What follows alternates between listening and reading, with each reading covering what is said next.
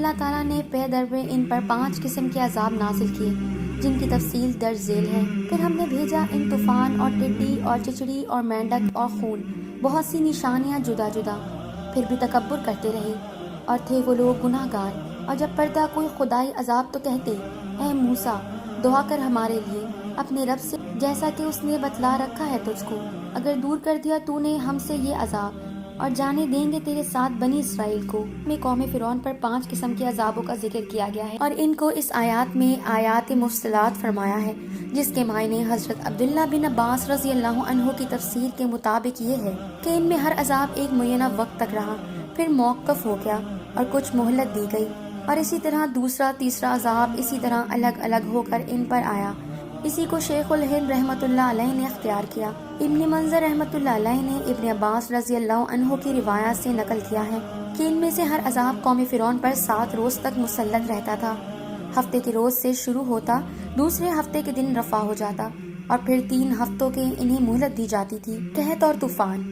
امام بغوی رحمۃ اللہ علیہ نے باروایت ابن عباس رضی اللہ تعالی عنہ نقل کیا ہے کہ جب پہلی مرتبہ قوم فرعون پر قحط کا عذاب مسلط ہوا اور موسیٰ علیہ السلام کی دعا سے رفع ہو گیا، مگر یہ لوگ اپنی سرکشی سے باز نہ آئے، تو موسیٰ علیہ السلام نے دعا فرمائی کہ اے میرے پروردگار، یہ ایسے لوگ ہیں کہ عذاب قحط سے بھی متاثر نہ ہوئے، ان پر ایک ایسا عذاب مسلط فرما دیجئے جو ان کے لیے دردناک ہو اور اس قوم کے لیے ایک واعظ کا کام کر دے اور بعد میں آنے والوں کے لیے درس عبرت بنے۔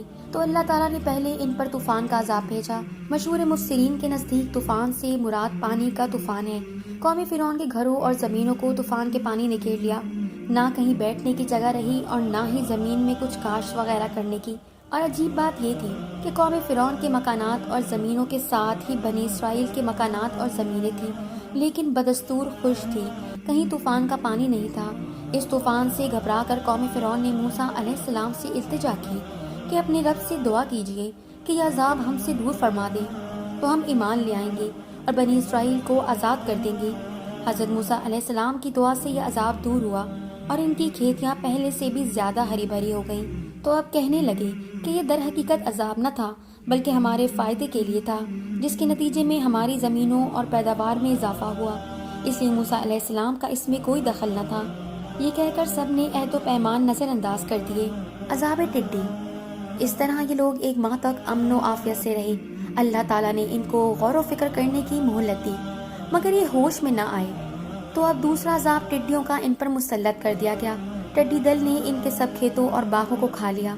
بعض روایات میں ہے کہ لکڑی کے دروازوں، چھتوں اور گھریلو سامان کو ٹڈیاں کھا گئیں، اور عذاب کے وقت بھی موسیٰ علیہ السلام کا معجزہ سامنے تھا کہ سارا ٹڈی دل صرف قوم فرعون کے لیے کھیتوں، باغوں اور گھروں پر چھایا ہوا تھا۔ اسرائیلیوں کی مکانات اور کھیت باغات وغیرہ سب محفوظ تھے۔ اس وقت پھر قوم فرعون چلا اٹھی اور موسیٰ علیہ السلام سے دعا کی درخواست کی اور پہلے کی طرح وعدہ کیا کہ ہم ایمان لے آئیں گے اور بنی اسرائیل کو آزاد کر دیں گے۔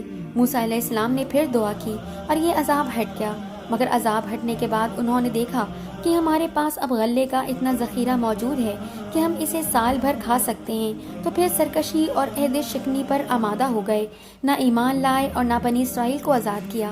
عذاب کمل۔ 1 مہینہ پھر اللہ تعالیٰ نے مہلت دے دی، پھر اس مہلت کے بعد تیسرا عذاب کمل کا مسلط ہوا۔ لفظ کمل اس جوں کے لیے بھی بولا جاتا ہے جو انسان کے بالوں اور کپڑوں میں پیدا ہو جاتی ہے، اور اس کے کیڑے کو بھی کہتے ہیں جو غلے کو لگ جاتی ہے، جس کو گھن بھی کہا جاتا ہے۔ کمل کا یہ عذاب ممکن ہے کہ دونوں قسم کے کیڑوں پر مشتمل ہو، کہ غلے میں بھی گھن لگ گیا ہو اور ان کے جسم اور کپڑوں میں جوؤں کا طوفان آ گیا ہو۔ غلوں کا حال ان گھن نے ایسا کر دیا کہ 10 سیر گیہوں پیسنے کے لیے نکالیں تو اس میں سے 3 سیر آٹا بھی نہ نکلے، اور جوؤں نے ان کے بال اور بھویں اور پلکوں تک کو کھا لیا۔ آخر پھر قوم فرعون بلبلا اٹھی اور موسیٰ علیہ السلام سے فریاد کی کہ اب کی مرتبہ ہم ہرگز وعدے سے نہ پھریں گے، آپ دعا کریں۔ آپ کی دعا سے یہ عذاب بھی ٹل گیا، اگر جن بد نصیبوں کو ہلاک ہی ہونا تھا وہ کہاں عہد کو پورا کرتے۔ جب عافیت ملتے ہی سب کچھ بھول گئے اور منکر ہو گئے۔ عذاب مینڈک۔ پھر 1 ماہ کی مہلت ایسے آرام و راحت کے ساتھ ان کو دی گئی، مگر اس مہلت سے بھی انہوں نے کوئی فائدہ نہ اٹھایا۔ چوتھا عذاب مینڈکوں کا ان پر مسلط کر دیا گیا، اور اس کثرت سے مینڈک ان کے گھروں میں پیدا ہو گئے کہ جہاں وہ بیٹھتے تو گرد و نواح تک مینڈکوں کے ڈھیر لگ جاتے، سونے کے لیے لیٹتے تو سارا بدن ان سے دب جاتا اور ان کو کروٹ بدلنا تک ممکن نہ ہوتا۔ پکی ہوئی ہنڈیاں میں رکھے ہوئے کھانے میں اور ہر چیز میں مینڈک بھر جاتے۔ آخر اس عذاب سے تنگ آ کر سب رونے لگے اور پہلے سے پختہ وعدوں کے ساتھ معاہدہ کیا۔ تو بارگاہ ایزدی میں حضرت موسیٰ علیہ السلام نے ہاتھ اٹھا لیے اور اللہ تعالیٰ سے اس عذاب کو بھی رفع کر دیا، مگر جس قوم پر قہر الہی مسلط ہو اس کی عقل و ہوش و حواس کام نہیں دیتے۔ اس واقعے کے بعد بھی یہ لوگ اپنی ہٹ دھرمی پر قائم رہے، کہنے لگے